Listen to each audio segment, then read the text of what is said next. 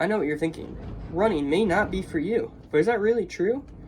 I believe running can work out for anybody, as long as you put the right mindset to it and you know the right running plan. These few tips that I'm about to show you and explain to you can help really make your running more of a success. These tips will ultimately help you to pursue a better running mindset and a better running plan.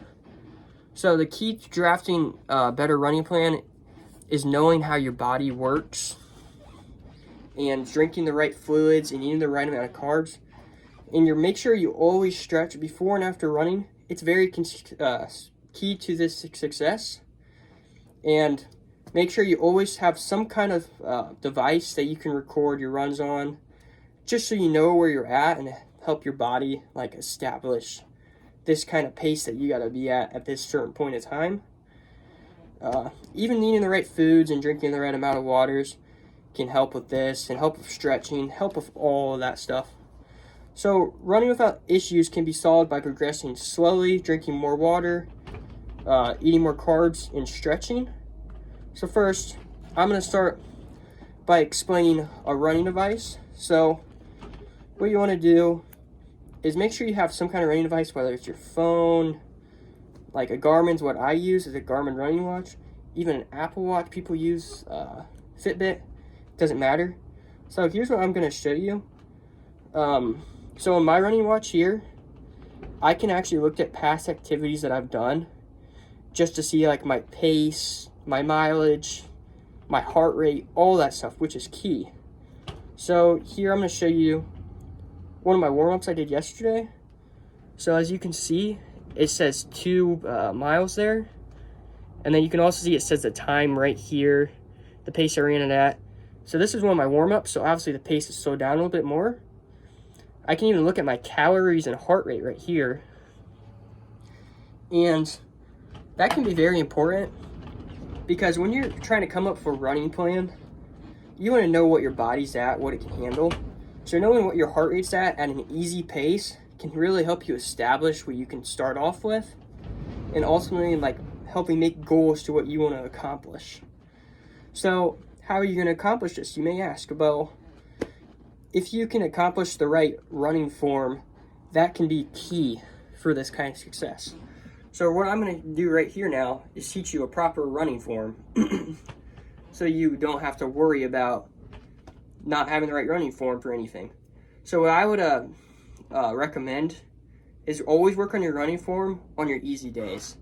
So like for a running plan, you always want to establish a couple of days in the week where you're doing an easy day, and obviously some days have hard days. But on those easy days, you want to get this running form down. So I'm going to show you some good tips and tricks for this. So even now, even when I was younger, I've always had some issues where coach told me to fix some stuff.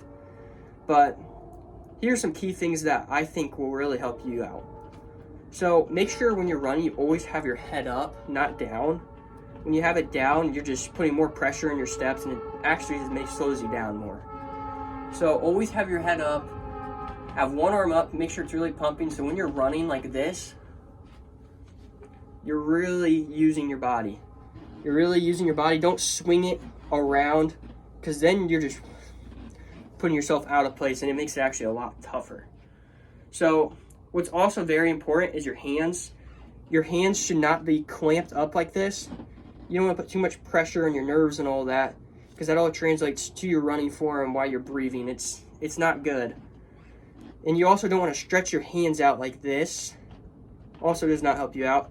What I like to do is I open them just a little bit where they're relaxed, where I don't really feel anything going. I'm not stretching or, clamping up or anything. And when I'm running, especially when I'm finishing, it kind of looks like I have my thumbs up. Because like this, when you finish, it looks like you have your thumbs up. Just because it's opened a little bit. And that's just how I run. So, when you run, make sure you have one leg in front. Let me show this back here. You have one leg in front like this, always your dominant leg, and then your next leg comes over. Never cross your legs because you'll trip yourself. But always have your leg in front like this, have an arm up so you can pump your arms. Obviously, don't pump them across your chest like I said, and just run. Keep stepping over front, have your head up when you're doing it, like that. And that will really, really help you out.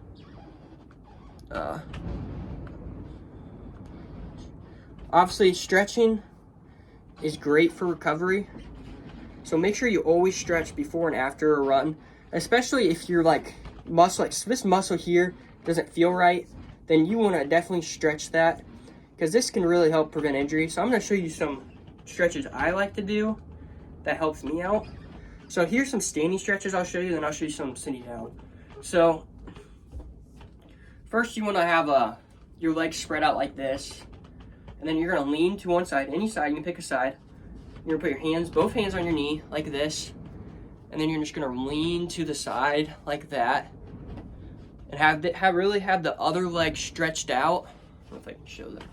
Have your other leg stretched out, and you're just leaning there, you hold it. I always count to 10, so you count to 10, then you do the other side, same thing, just pressing down on the other knee. Just like that. Another one is you put this knee up, grab the ankle here, and then bring it to like you're touching your butt almost, and really lift this ankle up and kind of have it pressed against your butt, and just hold this for 10 seconds. You'll feel this in your quads, you'll feel good in your quads. And then do it the other side. Some sitting down stretches I'll show you right now. I can straighten that out, okay. So here's one I like to do. You have both your knees up like this. So whatever knee you want to bring up, you can. So you're going to bring this knee up, put it on the other knee, have your ankle on the other knee like this, and then you're really going to push your right hip down, just like not with your hands or anything, just going to push it down like this, and you'll really feel that in your hips and even your hamstring. And you can also do this the other way too if you need to, just like that. You should get a good stretch in. The last stretch I'm going to show, it's good for your calves. So you're going to have this one leg out, one leg in, kind of like this. So what I always like to do is point my toe up, like it's going to touch the sun. So you point it up like that. You're going to bend like you're trying to touch your toes. Obviously you can't touch your toes because I can't touch my toes. Then don't try to like overdo it, because if you try to overdo it and bend your knee just a little bit to touch your toe, you're not stretching anything. Never bend your knee. Keep your knee nice and straight like this. If you can't touch your toes, then just keep it there. You're stretching your calf really good. You'll feel it. Those are just some simple like tips and tricks on stretching. So overall, the key to improving running performance is to not overdo anything and provide your body with the right energy and fluids, especially when it comes to stretching and all that. Have a good running plan made up to help achieve your goals. And running can be much easier when you slow it down and progress slowly. Drink water, eat carbs, and stretch before and after a performance. Remember, do not run away from your goals, chase them.